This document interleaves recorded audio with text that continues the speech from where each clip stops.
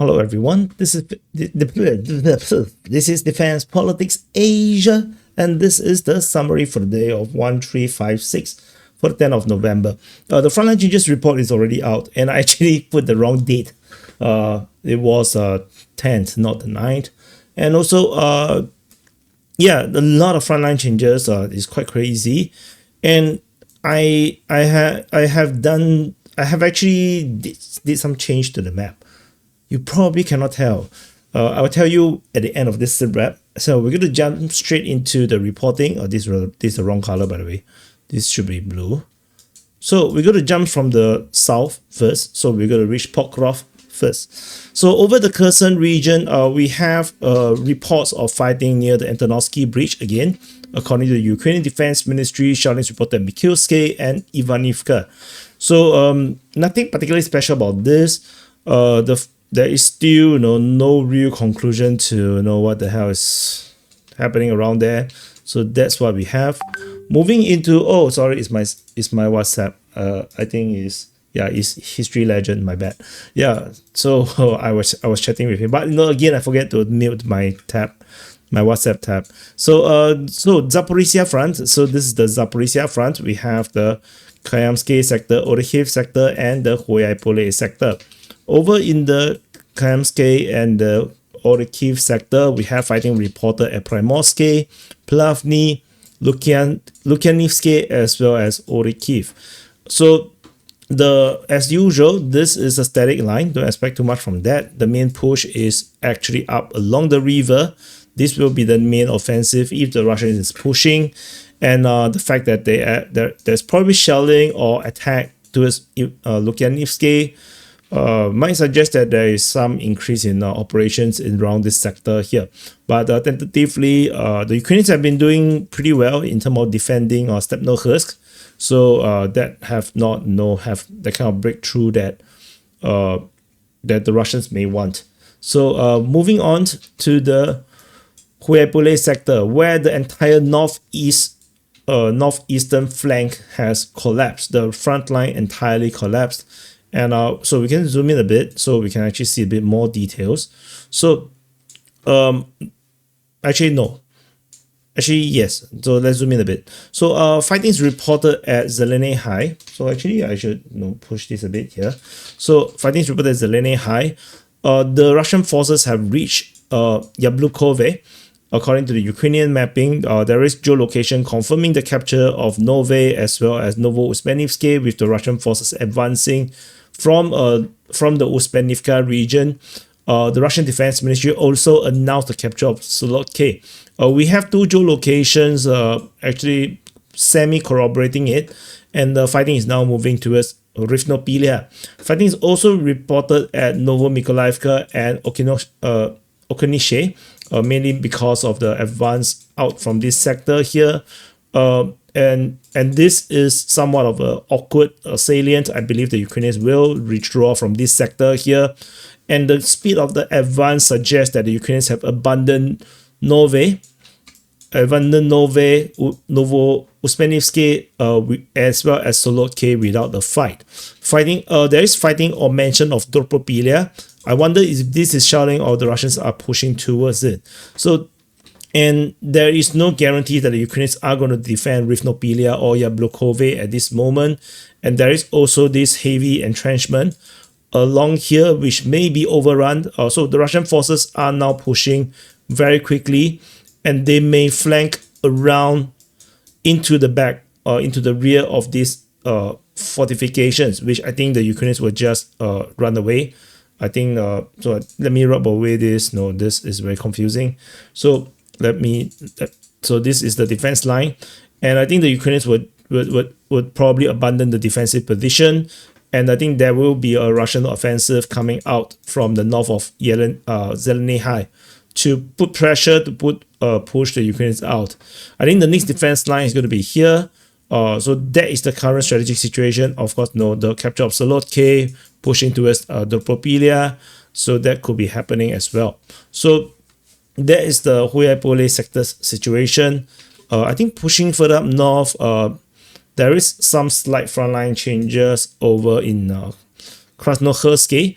which is pretty much a Ukrainian self-jerk, because this thing is already claimed to be captured by the Russian forces. This is just Ukrainian mapping, just claiming that, oh, the Russians have advanced, but the Russians actually already advanced way further, because Krasnoyarsk can't possibly have Ukrainian forces over there anymore due to the fact that it would be an impossible salient. There is no possibility of reinforcement, rotation, and whatnot. So that is not a reasonable place to be defending. And if the Ukrainians are there, the commanders are inhuman. So I just have to call it out. So if you're pro-Ukrainian and you think that that is like, you think that you have a win, you have some righteous position that no, Ukrainian soldiers are there, regardless of the geolocation, the Ukrainians are defending bravely. Then I have to say the commanders are assholes, and these people deserve to be court-martialed for sending soldiers on suicide missions that have zero operational usefulness and or effectiveness. So imagine you are the soldier and you are being told that this will be your last mission, and you're going to sit there until you die. Are you a hero or are you stupid? So I just have to call it out. So don't romanticize stupidity. I know a lot of people like to do that. Like when I cover the Israel Hamas war, full of this kind of people on both sides, romanticizing stupidity. So anyway, moving on. So that's why I always call it a stupid war. Anyway, this is also a stupid war, by the way. It's all stupid. Actually, all wars are stupid unless it's played in the computer games. Then it's perfectly fine. That is perfectly okay. So this is the Komar front. This Komar. At Komar front, we have fighting reported Yehorivka, Danilivka. Fighting probably is moving towards Alexandrivka. If not, it's just shelling. Shelling is reported at Porovsky. Fighting is reported at Oristopil, Sosnivka, Vorone, and I think I'm drawing the arrows a bit too fast. Ivanivka, Filia, as well as Dashny. So that is the current situation. And you can see there is some clusters. This is actually a static line. Don't expect too much from this. There is this uppercut. This uppercut. Horyogen up to the Oristopil. And then there is, so this push is interesting. I wonder if this is a thing. I'm not sure. And this is of course the usual, the flanking operation north of the Zaporizhia region. So that will be ongoing. And if I'm going to push up the map a bit, you can see how the implication is for this flanking operation. As you can see, the Russians are already pushing out in this region here. So this is what happening. They're pushing this way. So this is the flanking operation. This will cut the Ukrainian route of communications, and then they can actually break the Ukrainians further from there. So that is the fighting in this sector here. So moving on from the Komar front, we go on to the Pokrov front. So this is Pokrov city, Minohrad city. Both cities are under siege. Pokrov, by a lot of indications, seems like is near the end, is about to collapse and fall. So, I wonder if I should zoom in a bit. So let's cover a bit of the surrounding stuff around Pokrov. Fighting is reported at Molodetsky, Udashny, Kotline, and in the north, there is Belitsky, Rudinsky, Shevny Liman, Novoekonomichny, Marolibevka. Generally, these are all static lines. This push to Belitsky is moving towards the Propilia, and then this is the northern flanking operation.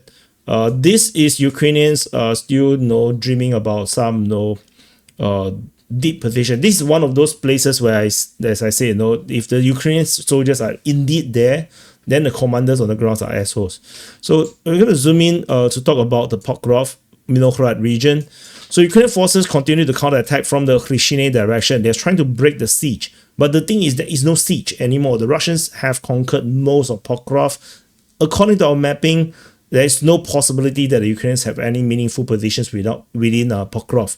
Fighting is within Pokrov. The information from the Russian Defense Ministry seems to be suggesting that fighting is in the western part, the western part, I think, and in the eastern part, fighting is now reported at Rivne already. Russian forces have conquered Kharnativka. The Russian Defense Ministry announced it. We have geolocation of Russian forces streaming in through the fog. There is a heavy fog that descended on Pokrov. Russian troops swarm in. Generally, it seems like they are light infantry. A lot of motorcycles. Small minibuses. They are sending troops. They're basically swarming into Pokrov, which means that this sector here is unlikely to have Ukrainian forces by the feeling of how the way they moved. It looks like the Ukrainians may have already abandoned the position and probably swing up towards Svitley, or they are defending over at Rivne. And this is a sensible defensive position. I think this is not not controversial at all. Russian forces are attacking Minokhrad in 3 different directions as usual, and Russian forces confirmed to have taken most of Promin. Ukrainians have considered the mapping over there. Fighting is reported at Lipsivka, but I think this is a static line. This is just to keep the Ukrainians stuck in the south, and then get encircled. Because this is just a harassment. As you harass them, the Ukrainian command will have to send troops in to hold the line, and the more they try to hold the line, the more they are stuck inside the encirclement. So from our mapping, I know other mappers or other YouTubers or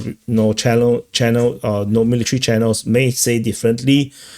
I don't care what they say, because we have our standards. The distance between the lines is around almost 3 kilometers. So that's the gap currently between the 2 confirmed front line. Obviously, in real life, this gap might be smaller. It might be just as big as only 1.5 kilometers. So, and if you are not sure, you can still watch the Pokrov analysis is still valid. I think that generally sums up a lot of the situation on the ground. I think strategically have not changed a lot. So that video is still valid. You can actually check it out. I will link it at the end of this video. So, and fighting is reported at Chevening Liman. As I mentioned, given there is geolocation confirming Russian presence in Minokhrad, the fighting at Novoekonomichne and Marylibivka, Mykolaievka, whatever this mentioned by the Ukrainians, it is, I think, is you can just ignore it. It's not reality. So that is the current situation in the Pokrov front. Moving further up north, there is this geolocation of Ukrainians' armored vehicle at Chevening Liman. It doesn't change the front line, as you can see. This is exactly where the lines are. Moving further up north to the Pokrov, the northern flank of the Pokrov, I shouldn't zoom in because it's not very meaningful. Geolocation of Ukrainian forces in the is south of Zatishok or east of Suketsky, confirming the Ukrainians actually managed to advance and probably liberate Suketsky from the Russians. That happened. However, fighting is reported at Belitsky, Ivanivka, Noveshakove, Pankievka, Shakove, and there is geolocation confirming Russian presence in that sector, Sofievka and Rusinya. So, and as mentioned, the push at Belitsky and Ivanivka, Noveshakove, these are all heading in the direction of Dobropilia. That is that. And the rest of the operations here is to capture this chain of settlements. So far, it doesn't seem to be pretty strong yet. The Ukrainian lines are very close. All this alleged presence of Russians, I don't think is there. The front line is probably around here. This is probably where the front line is, just off Shakove. And Rusinya is a static line. This is interesting. The Ukrainian push in. They probably try to do some kind of cutting into the rear, but I don't think it's going to be very successful. So that's the current situation in this sector. Rodinsky, Chevening Liman, Novoekonomichne. This push is a northern flanking operation, as I already mentioned earlier.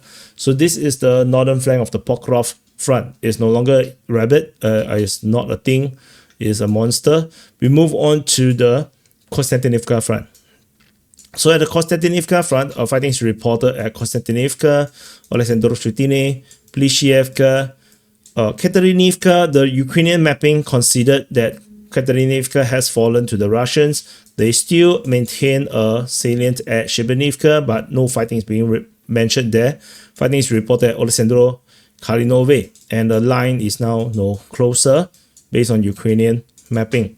Further up north at the Bakhmut front region, there is fighting reported at Maisky, with Russian forces making some advance and fighting reported towards Vyolubivka. So in the strategic sense, we still have this push towards into Konstantinivka. The Russians are still trying to close the gap, but I'm not sure if they actually mean it. I feel like they are just putting on a show. They just want the Ukrainians to continue to go into the pocket, into these socks, and then get suffocated inside of it. That's the feeling. The line is straightening in the south of the Klebanbik reservoir.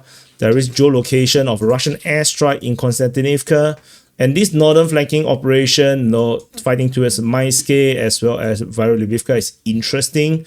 This in the longer term is to go towards Druskivka, which will then cut off either Druskivka. Actually, they can also go for Olesyevo, Druskivka. The idea generally is the same, is to cut off the road to Konstantinivka. There is the Ukrainian route, highway to Konstantinivka.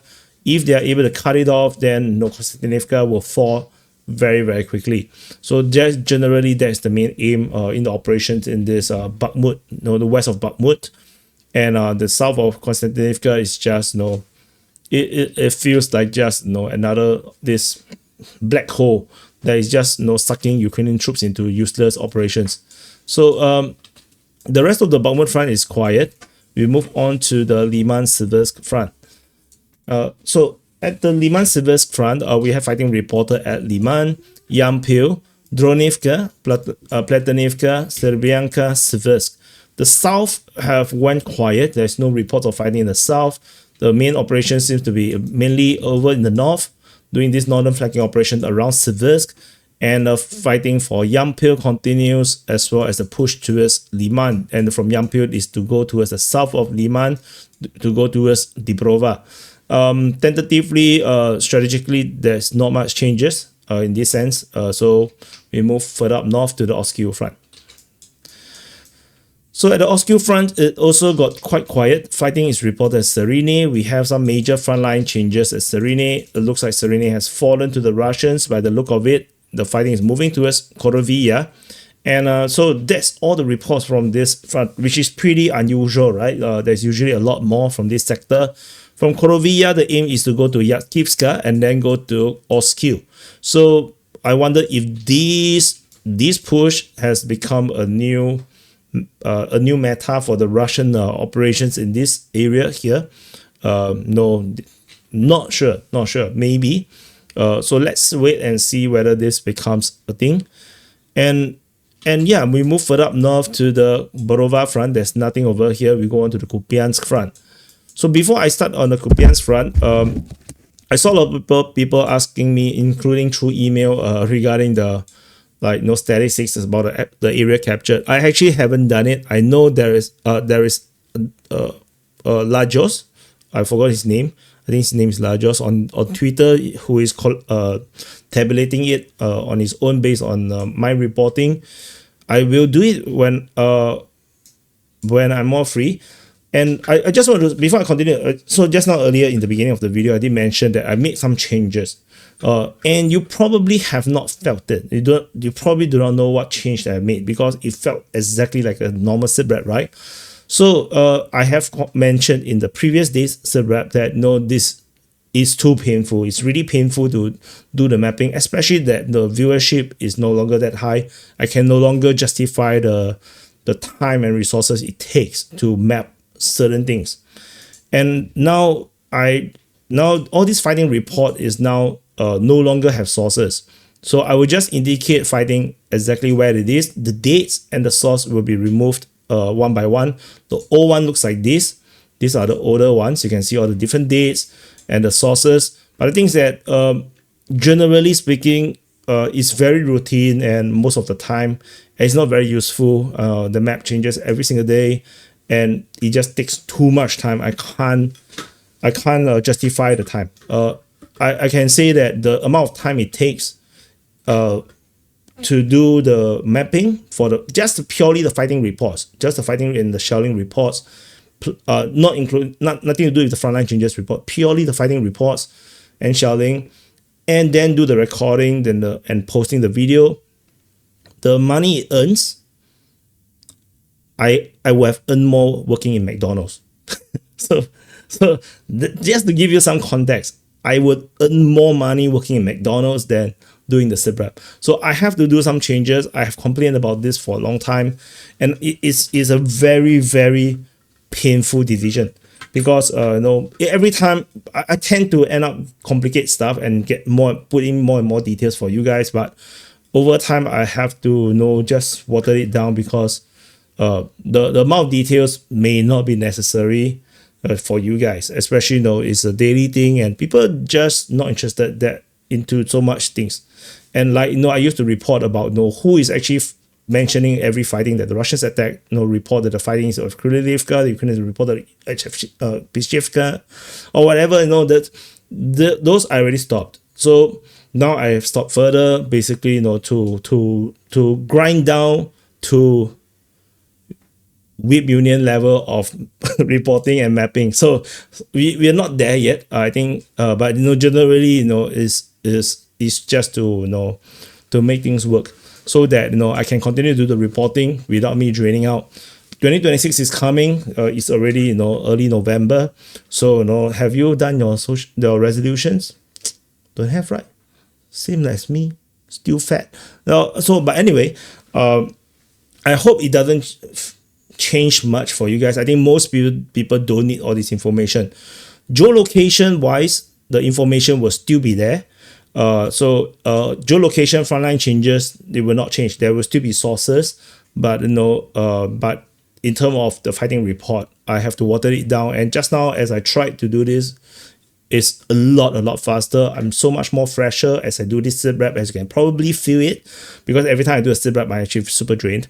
So I think with this, I will be able to do more videos for you guys, like the battlefield analysis, or reporting on news like in geopolitics, or maybe do the conclusions, which I haven't done one for a long time.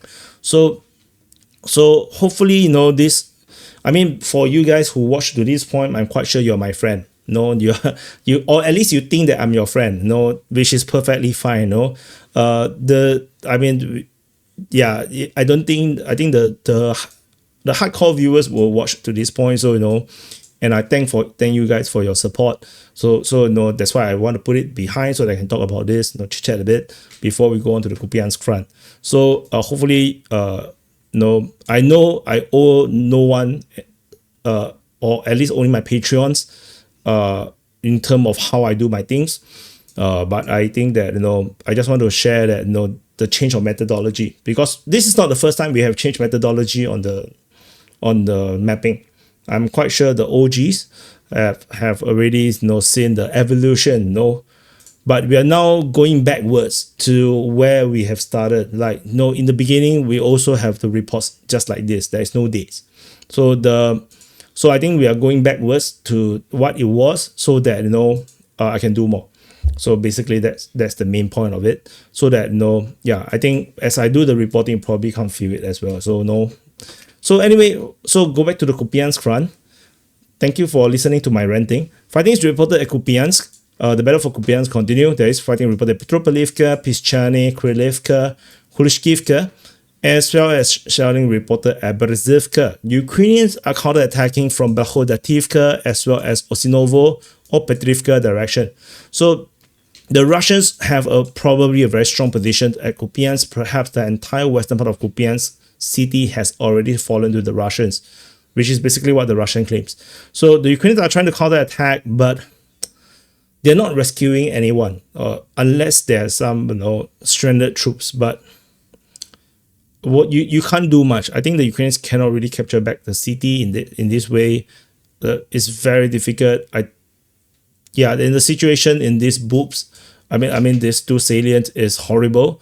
There is no crossing. There is no bridge to cross, and so they're all stuck here.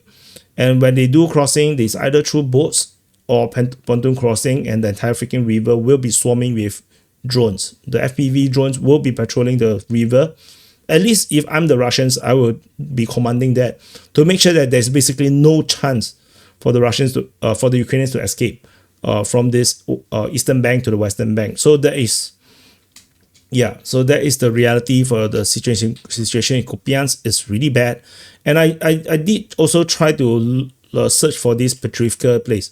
I've always been put this as Osinovo and Petrivka, and I did try to look at another map to try to find exactly where is Petrivka, and it looks like it is maybe this street. This street might be Petrivka, but so is this street, but I'm not sure.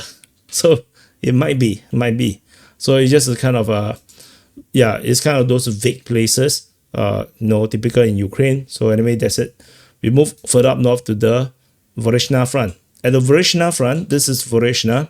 At the Voreshna front, fighting is reported at Vorechanske as well as Kenyamka. The Russian forces have advanced pretty greatly in this sector here. Why is my background so? Why is it like this? Let me refresh and see whether I fix it.